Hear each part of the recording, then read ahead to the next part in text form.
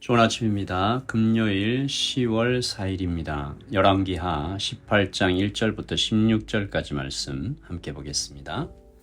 이스라엘의 왕 엘라의 아들 호세아 제3년에 유다 왕 아하스의 아들 히스기야가 왕이 되니 그가 왕이 될 때에 나이가 25세라. 예루살렘에서 29년간 다스리니라. 그의 어머니의 이름은 아비요 스가리야의 딸이더라. 히스기야가 그의 조상 다윗의 모든 행위와 같이 여호와께서 보시기에 정직하게 행하여 그가 여러 산당들을 제거하며 주상을 깨뜨리며 아세라 목상을 찍으며 모세가 만들었던 놋뱀을 이스라엘 자손이 이때까지 향하여 분향함으로 그것을 부수고 느후수단이라 일컬었더라. 히스기야가 이스라엘 하나님 여호와를 의지하였는데 그의 전후 유다 여러 왕 중에 그러한 자가 없었으니 곧 그가 여호와께 연합하여 그에게서 떠나지 아니하고 여호와께서 모세에게 명령하신 계명을 지켰더라. 여호와께서 그와 함께 하심에 그가 어디로 가든지 형통하였더라. 저가 아수르 왕을 배반하고 섬기지 아니하였고 그가 블레셋 사람들을 쳐서 가사와 그 사방에 이르고 망대에서부터 견고한 성까지 이르렀더라. 히스기야 왕 제4년 곧 이스라엘의 왕 엘라의 아들 호세아 제7년에 아수르의 왕 살마네셀이 사마리아로 올라와서 에워쌌더라. 3년 후에 그 성읍이 함락되니 곧 히스기야 왕의 제6년이요 이스라엘의 왕 호세아의 제9년에 사마리아가 함락되매 아수르 왕이 이스라엘을 사로잡아 아수르에 이르러 고산 강가에 있는 할라와 하볼과 메대 사람의 여러 성읍에 두었으니 이는 그들이 하나님 여호와의 말씀을 듣지 아니하고 그의 언약과 여호와의 종 모세가 명령한 모든 것을 따르지 아니하였음이더라. 히스기야 왕 제14년에 아수르의 왕 사네립이 올라와서 유다 모든 견고한 성읍들을 쳐서 점령하매 유다의 왕 히스기야가 라기스로 사람을 보내어 아수르 왕에게 이르되 내가 범죄하였나이다. 나를 떠나 돌아가소서. 왕이 내게 지우시는 것을 내가 당하리이다 하였더니 아수르 왕이 곧 은 300달란트와 금 30달란트를 정하여 유다 왕 히스기야에게 내게 한지라. 히스기야가 이에 여호와의 성전과 왕궁 곳간에 있는 은을 다 주었고 또 그때에 유다 왕 히스기야가 여호와의 성전문의 금과 자기가 모든 기둥에 입힌 금을 벗겨 모두 아수르 왕에게 주었더라. 아멘. 하나님의 말씀입니다. 한번 더 읽으시면서 묵상하시겠습니다.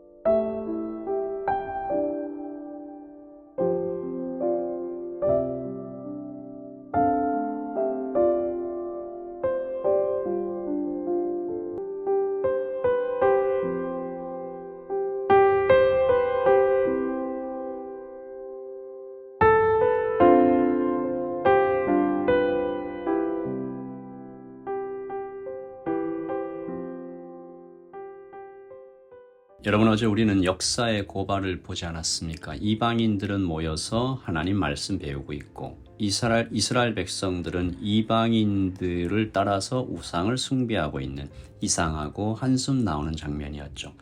하나님의 백성이 그 영광을 버리고 주어진 사명대로 살아가지 못하면 그 땅은 오염되고 파괴된다. 41절입니다. 이 여러 민족이 여호와를 경외하고 또 그 아로 새긴 우상을 섬기니 그들의 자자손손이 그들의 조상들이 행하던 대로 그들도 오늘까지 행하니라. 이렇게 되는 거죠. 오늘은 다시 무대를 남유다로 옮겨서 히스기야 왕에 대한 이야기로 이어집니다. 히스기야의 아버지 아하스 왕은 정말로 악한 왕이었잖아요. 자기 아들을 불태워서 제사드리고 성전을 우상의 신전처럼 개조하고 온 나라의 산당과 우상들을 설치했던 17장 9절에 보시면 모든 성읍에 망대로부터 견고한 성에 이르도록 산당을 세우고 모든 산 위에와 모든 푸른 나무 아래에 목상과 아세라상을 세웠다. 그랬던 왕이었어요. 그런데 히스기야가 이것을 바로 잡는 선한 왕이 된 거죠.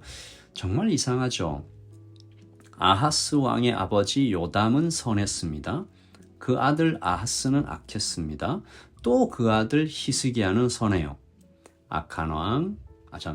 선한 왕, 악한 왕, 선한 왕 이렇게 이어지는 자녀에 대해서 결코 안심할 수 없다라는 것을 배웁니다. 또 절망할 필요도 없다는 것을 보는 거죠.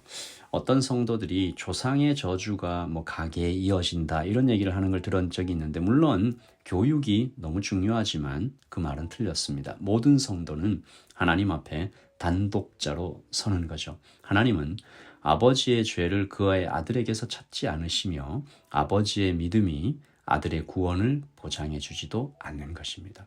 그래서 고 한경직 목사님께서 후배 목사들에게 하셨다는 예수 잘 믿으세요라는 충고는 절대로 가벼운 말이 아닌 거죠. 히스기야가 이 남유다를 개혁하면서 아버지 아하스가 했던 모든 것들을 다시 되돌리는 이 과정들을 볼 때 정말 하나님께서는 신비롭게 일하신다라는 걸 보게 됩니다. 오늘 그 히스기야의 개혁을 하나님께서 얼마나 기뻐하셨는지 오늘 이 3절부터 7절을 보면요. 정말 꿀이 뚝뚝 떨어지는 것 같은 하나님의 이 음성이 들리는 것 같아요. 그래서 조금 길지만 한번 읽어보면 3절 히스기야가 그의 조상 다윗의 모든 행위와 같이 여호와께서 보시기에 정직하게 행하며 그가 여러 산당들을 제거하며 주상을 깨뜨리며 아세라 목상을 찍으며 모세가 만들었던 놋뱀을 이스라엘 자손이 이때까지 향하여 분향함으로 그것을 부수고 느후스단이라 일컬었더라. 히스기야가 이스라엘 하나님 여호와를 의지하였는데 그의 전후 유다 여러 왕 중에 그러한 자가 없었으니 곧 그가 여호와께 연합하여 그에게서 떠나지 아니하고 여호와께서 모세에게 명령하신 계명을 지켰더라. 7절 여호와께서 그와 함께 하심에 그가 어디로 가든지 형통하였더라. 이 어제의 하나님께서 북이스라엘 호세아 왕 또 아하스 왕 이렇게 그들에 대해서 이렇게 고발했던 것과는 달리 하나님께서 정말 신이 나셔서 막 펄쩍펄쩍 쿵쿵 뛰시면서 손을 흔들며 여기 봐라. 아수르 의지하지 말라니까 애굽 의지하지 말라니까 하나님을 의지하는 것이 형통의 비결이야 라고 소리치시는 것 같은 장면입니다. 구약에서는 이것이 구체적인 어떤 실제로 잘 나타나죠. 신약에서는 내적인 평안과 영적인 축복으로 주로 나타나는데 사실은 결국 하나입니다. 영혼의 평강이 외적인 모든 환경을 이기는 것을 우리도 경험하는 것이죠. 물론 영혼의 평강이 있으면 밖으로 나타나서 잘 살게 된다. 그건 목적은 아니지만 분명 그는 하나님의 형통을 누리게 됩니다. 그리고 이어지는 18장의 나머지 모든 말씀과 19장의 모든 말씀은 히스기야가 어떻게 하나님을 의지하게 되었을까, 형통을 얻게 된 그 과정을 자세히 기록하고 있는 것이죠. 그에게도 고난이 있었습니다.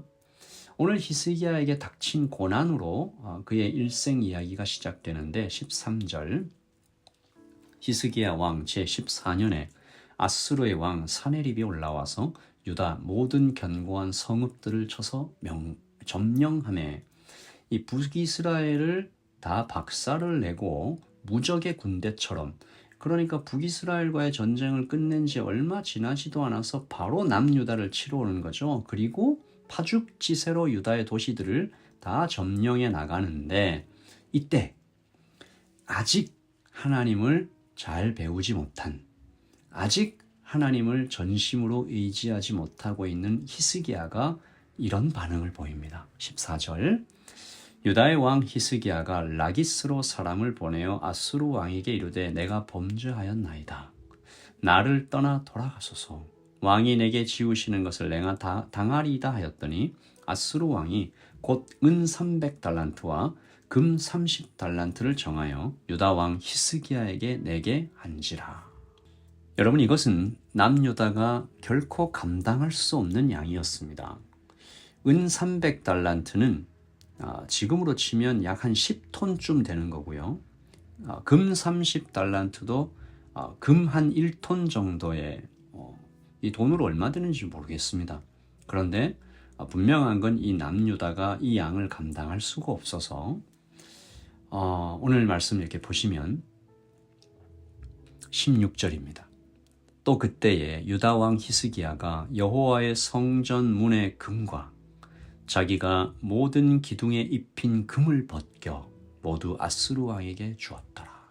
여러분, 이때의 히스기야 왕의 심정이 좀 상상이 되십니까? 하나님을 예배하는 그 성전에 들어가서 기둥에 입혔던 금을 벗겨내서 아스루 왕에게 바치는 거죠. 그 마음에 피눈물이 흐르지 않았겠어요? 왜 이렇게 됐을까? 하나님은 왜 남유다가 이 지경까지 가도록 내버려 두셨을까? 이사야 30장에 이 이야기가 나오는데요. 나에게 묻지도 않고 이집트로 내려가 파라오에게 기대어 몸을 숨기고 이집트의 그늘에 숨으려는 자들아, 모두들 선물을 들고 그날을 찾아가지만 무슨 소용이 있으랴? 도움은커녕 수치와 모욕밖에 받을 것이 없으리라. 그러니까 이 히스기야 왕이 이집트를 의지했던 것 때문에 이 일이 닥쳤다라는 거죠. 정치적으로 보면 역사적으로 보면 아수르가 이스라엘이 애굽과 동맹을 맺으면, 이집트와 동맹을 맺으면 아수르가 이 서쪽으로 침략 전쟁을 하는데 너무 도움이 안 되잖아요. 그러니까 이제 침략을 한 건데, 이 정치적으로는 그렇고, 하나님께서는 하나님 외에 다른 나라들을 의지하지 말라라고 이사야 선지자를 통해서 분명히 전달하신 거죠. 그런데 히스기야가 듣지 않았습니다. 그러니까 히스기야는 죄를 지었고 하나님을 의지하지 않는 실수를 했고 결과적으로 하나님께 반역한 거죠. 이랬던 그가 오늘 3절과 7절 말씀에 보면 막 너무너무 선한 왕이다. 유다 전에도 이런 왕이 없었고 다음에도 이런 왕이 없었다. 여호와께서 그와 함께 가심에 그가 어디로 가든지 형통하였더라라는 칭찬을 받게 되는 것일까요? 고난 때문입니다. 그리고 역설적이게도 히스기야가 저질렀던 바로 그 반역 때문입니다. 고통이 그를 하나님께 이끌고 있습니다. 또 히스기야가 명백하게 지었던 그 죄가 나는 죄인이라는 자기 인식이 하나님 앞에 엎드리게 하였습니다. 그러니까 약할 때 강함 되신다라는 그 진리, 우리도 이렇게 해야 되는 것이죠. 여러분, 가난이 어떤 사람을 경건하게 하는 것을 봅니다. 질병이 어떤 성도를 거룩하게 합니다. 실패가 어떤 사람을 겸손하게 하죠. 우리도 그렇게 할 수 있습니다. 그렇게만 된다면 하나님의 놀라운 복을 경험하게 되는 것이죠. 그러나 가난이 어떤 사람을 좌절과 비교와 분노와 이런 것으로 이끌 수도 있습니다. 이 말씀으로 시작해서 이제 저희 주일에 히스기야가 정말로 하나님 앞에 이렇게 완전히 터닝백한 그 회개하는 그 계기, 그 기도를 좀 살펴볼 건데요. 정말로 제가 이 주일 말씀을 기도로 준비하고 있습니다. 우리는 왜 엎드려야 하나? 엎드림의 능력이 뭔가? 엎드렸을 때 받게 되는 축복이 뭔가? 이것을 좀 여러분 성도들과 정말 진하게 좀 나누려고 하는데 히스기야에게 배울 점이 정말로 많습니다. 그가 우리와 너무 닮았어요. 실패하고 실수하고 그러나 다시 주님 앞에 와서 그 약한 모습 그대로 엎드리는 이런 모습들을 보는데 오늘 말씀을 통해서도 정말 실수하는 이 히스기야가 어떻게 저런 형통한 사람이 되었을까? 그의 고난과 그의 반역이 그를 하나님께 이끌었던 이 공식들, 이 영적인 진리를 우리가 깊이 마음에 새겼으면 좋겠습니다. 기도하겠습니다.